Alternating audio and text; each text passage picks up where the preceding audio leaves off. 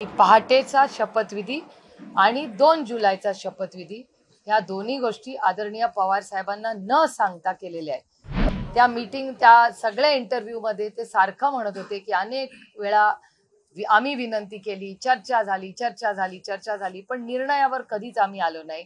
किंतु परंतु सर्व लेटेस्ट अपडेट मिळवण्यासाठी आजच सकाळचं YouTube चॅनल सबस्क्राइब करा आणि बेल आयकॉन प्रेस करायला विसरू नका। श्री छगन भुजबळ यांनी अनेक प्रत्यारोप आणि आरोप केलेले। पहिली गोष्ट, त्यांनी दोन गोष्टी आपण सगळ्यांनी या गोष्टी समजून घेतल्या पाहिजेत, कारण का तो इंटरव्ह्यू मी सविस्तर काल 9 वाजता एका चॅनलवर पाहिलेला आहे। पहिली गोष्ट त्यांनी कबुली केली की पहाटेचा शपथविधी आणि 2 जुलैचा शपथविधी हे दोन्ही शपथविधी आदरणीय पवार साहेबांना अंधारात ठेवून घेतलेले निर्णय आहेत असं श्री छगन भुजबळ म्हणले। ते या बाबतीत जे स्पष्टीकरण त्यांनी दिलेलं आहे की पहाटेचा शपथविधी आणि 2 जुलैचा शपथविधी ह्या दोन्ही गोष्टी आदरणीय पवार साहेबांना न सांगता केलेल्या आहेत। त्याच्यामुळे अनेक वेळा ह्याच्याबद्दल तुमच्या मनामध्ये किंवा समाजामध्ये चर्चा होते। आज ह्या गोष्टी स्पष्ट झालेल्या आहेत, जे श्री छगन भुजबळांनीच सांगितलेलं आहे की या दोन्ही गोष्टी पवार साहेबांना माहिती नव्हत्या आणि त्यांना अंधारात, ते पक्षाचे राष्ट्रीय अध्यक्ष असतानाही हे दोन्हीही निर्णय त्यांना अंधारात ठेवून घेतलेले आहेत असं काल त्यांच्या इंटरव्ह्यू मध्ये सांगितलं। हा पहिला मुद्दा। दुसरा मुद्दा की आदरणीय पवार साहेबांची विचारधारा, त्या सगळ्या इंटरव्ह्यू मध्ये ते सारखं म्हणत होते की अनेक वेळा आम्ही विनंती केली, चर्चा झाली, पण निर्णयावर कधीच आम्ही आलो नाही।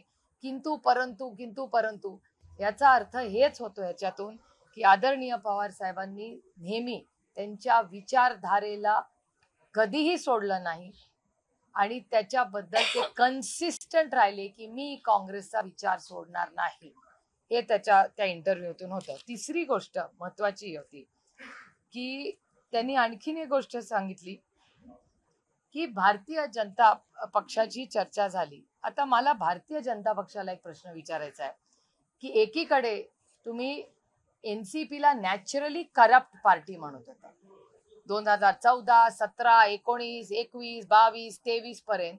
एकीकडे श्री भुजबळ म्हणतात की बॅक चॅनलवर सातत्याने राष्ट्रवादी काँग्रेस पक्षाची आणि भारतीय जनता पक्षाची चर्चा चालली होती, तर एकीकडे ना खाऊंगा ना खाने दूं म्हणणारा भारतीय जनता पक्ष राष्ट्रवादी काँग्रेस पक्षाला नॅचरली करप्ट पार्टी म्हणत होता।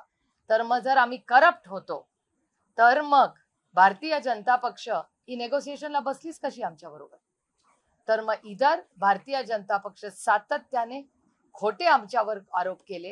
जर आरोप खोटे होते तर भारतीय जनता पक्षाने राष्ट्रवादी काँग्रेस पक्षाची माफी मागितली पाहिजे की आम्ही सगळे जे आरोप केले हे खोटे होते, आणि जर ते करप्शन त्यांना मान्य असेल तर म्हणा की आम्हाला सब खाएंगे और सबको खाने देंगे, ही आमची नीती आहे। ही नीती भारतीय जनता पक्षाने स्पष्ट केली। एकीकडे आम्हाला म्हणायचं आम्ही करप्ट आहोत आणि दुसरीकडे बॅक चॅनल नेगोसिएशन करायचं, हा दुतोंडीपणा नाही झाला भारतीय जनता पक्षाचा?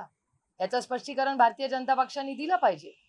त्याच्यानंतर आणि एक त्यांनी गोष्ट सांगितली ज्याचा उल्लेख तुम्ही केला, राजीनामा। आदरणीय पवार साहेबांनी राजीनामा जो दिला तो त्यांना द्यायचाच नव्हता, पण ह्या सगळ्यांचा जो आग्रह होता बीजेपी, तेव्हा आदरणीय पवार साहेब दुखावले गेले आणि त्यांनी तो राजीनामा दिला। त्यांना अजिबात इच्छा नव्हती। नंतरचं सगळं तुम्हाला ते नाट्य वाटत असेल, आमच्यासाठी ते वास्तव होतं। आणि त्यानंतर महाराष्ट्राची जनता, महाराष्ट्राचा मीडिया असेल, राष्ट्रवादी काँग्रेस पक्ष कार्यकर्ते सहकारी असेल, त्यांनी आदरणीय पवार साहेबांना विनंती केली आणि सांगितलं तुम्हालाच ही जबाबदारी घ्यावी लागेल।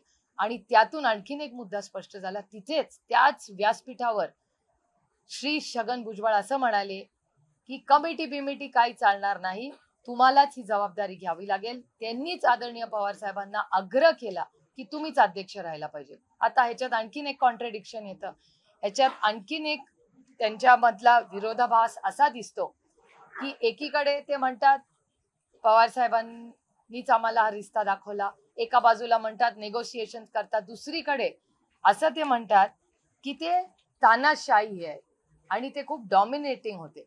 आता मला विचार सांगा, यांचं कॉन्ट्रडिक्शन बघा कसं आहे यांच्या सगळ्या या इंटरव्ह्यू मध्ये आणि त्यांच्या विचारधारेमध्ये.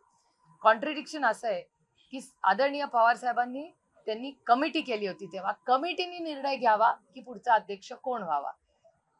जर तो माणूस तानाशाही असता तर त्यांनी कमिटी केली असती का? त्यांनी डायरेक्ट आदेश दिला असता की ही व्यक्ती होणार. आणि कमिटीला विरोध कोणी केला तर श्री छगन भुजबळांनी केला, त्यांच्या भाषणात जो ज्या चॅनलमध्ये दाखवला की कमिटी बिमिटी काय चालणार नाही, आम्हाला तुम्हीच पाहिजे. मग तानाशहा शरद पवार होते का हे सगळे होते? त्याच्यामुळे तानाशहा होते, पक्ष ते त्यांच्या पद्धतीने चालवत. त्यांना भारतीय आणि एक खूप महत्वाची गोष्ट, त्यांनी 4 वेळा, मी मोजलेली आहे म्हणून सांगते, 4 वेळा ते त्यांच्या इंटरव्ह्यू मध्ये असं म्हणाले की जेव्हा जेव्हा आम्ही साहेबांना भेटलो तेव्हा साहेब आम्हाला म्हणायचे मी येणार नाही, तुम्हाला जायचं असेल तर तुम्ही जाऊ शकता पण मी येणार नाही.